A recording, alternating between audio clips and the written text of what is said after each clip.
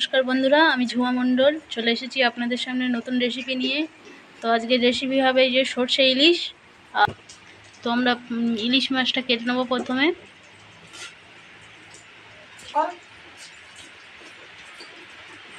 দেখো বন্ধুরা, মাছটা প্রথমে কেটে নিচ্ছি।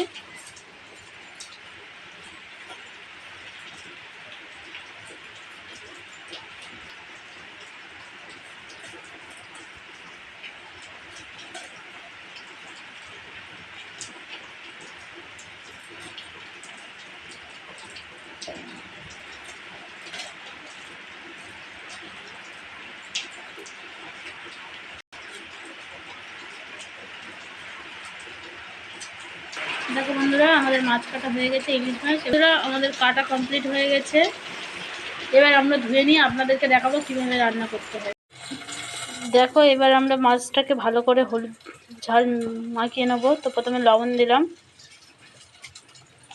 লবণ দেওয়ার পরে এবার আমরা হালকা করে হলুদের গুঁড়ো দিয়ে দিলাম। এবার হালকা করে লঙ্কার গুঁড়ো দিলাম, দিয়ে ভালো করে মিক্সড করে নেব। দেখো বন্ধুরা, মিক্সড করে নিয়েছি। এদিকে আমরা কড়া বসিয়ে দিয়েছি, কড়া গরম হয়ে গেছে, কড়াই তেল দিয়ে দেবো। দেখো, কড়াই তেল দিয়ে দিলাম। এবার আমরা ভেজে নেব। তেল গরম হয়ে গেছে, এবার আমরা একটা একটা করে মাছ দিয়ে দেবো।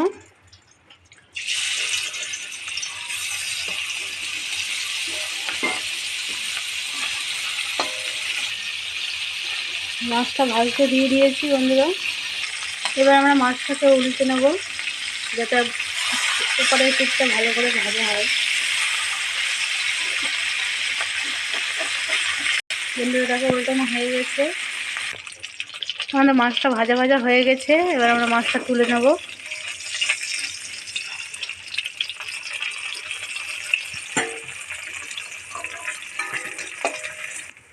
মাছটা তোলা হয়ে গেছে,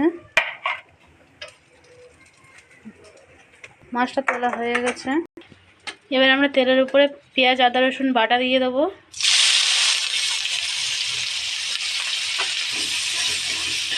একটু ভালো করে একটু ভেজে নেব।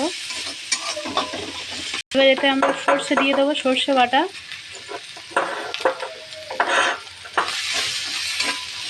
পরিমাণ মতো লবণ দিয়ে দেবো, পরিমাণ মতো হলুদের গুঁড়ো দিয়ে দেবো, পরিমাণ মতো লঙ্কার গুঁড়োও দিয়ে দেবো। দিয়ে ভালো করে নিয়ে নেবো। নিয়ে এবার হালকা করে একটু জল দেবো। এবার হালকা করে একটু জল দিয়ে দিলাম। আমাদের মশলা করা হয়ে গেছে, এবার আমরা জল দিয়ে দেবো।